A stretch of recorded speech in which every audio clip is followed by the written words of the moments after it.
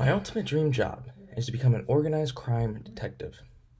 This all came about when I started football.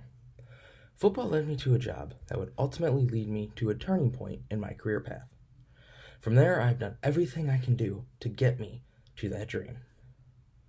After reading these strategies, all the decisions I've made in my life started to make sense. I learned from those decisions, and I used those lessons to get me closer to that desired job. When reading the 5 strategies, I was able to take a different insight from 4 of them, the first 4. Each strategy taught me something different. It either showed me why I made and make some of the decisions I do, or gave me insight to help with my future goals.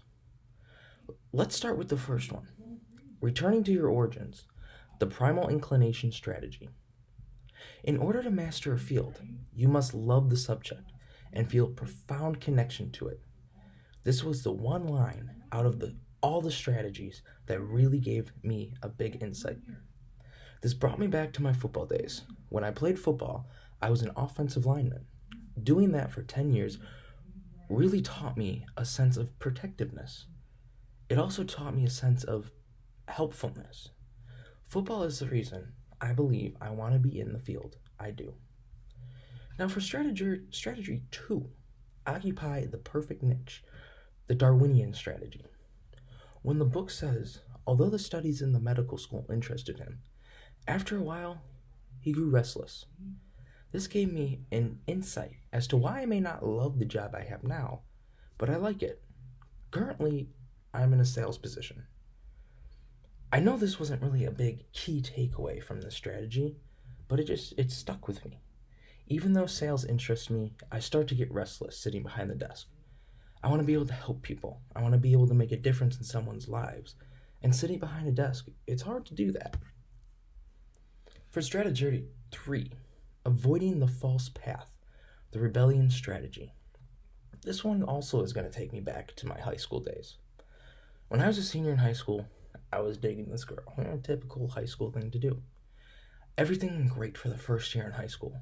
Then college came around. I was making decisions because of her.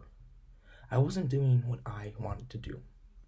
Even if it kept me from what I wanted to do, I'd still go after what I felt like she'd want to do. After I realized that she was keeping me from what I truly wanted to do, I jumped off that path. I knew it was toxic, and I knew it wouldn't get me to that desired job that I want. Now that has taught me to steer away from any time a girl will not support my dreams or tries to get in the way of them. Now I love how strategy 4 was all about letting go of the past. After giving the story Freddie Roche and how he fought to prove people wrong to ultimately be forced to retire, Freddie thought it was the end. The one thing he loved was now gone. After getting away from the cloud he was in, he realized he can still do what he loved, just in a different degree. This gave me an insight into his life, how he felt, what he could have been thinking. That insight will help me in the future as I progress in my desired career. If something was to happen, there is multiple different departments I can expand to within the law enforcement community. Like I said earlier, the first strategy is the strategy that stuck with me the most. It elaborates on different people and where they were and are today because of their origins. For example, Daniel Everett was drawn to the Mexican culture when he was very young because of that. Now he has a very strong interest in how all the different cultures contribute to our evolution. Like I said, football taught me a sense of protectiveness and helpfulness. If it was not for football, I would have never gotten a job at Universal as a lifeguard. I've helped multiple people at Universal, including administering CPR at one point. But that isn't the turning point story like most people think it would be. The story starts here.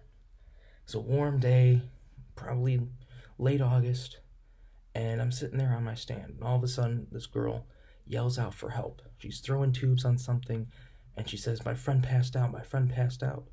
And this was in a very quick river. So right away, my protective instinct was to jump in. I jumped in right away, got her above the water, and just tried to make a sense of what was wrong. I called in for all the backup and everything that we needed to do with EMS and anything that would be there to help us. Got her to the exit and go to my other guard and said, hey, we got to take care of this. And the friend came out and said she was hyperglycemic. So what we did, we got Gatorade, we got some fruit, and we pretty much just helped her out until EMS came along. She ended up coming back around, and afterwards, it was a big thank you.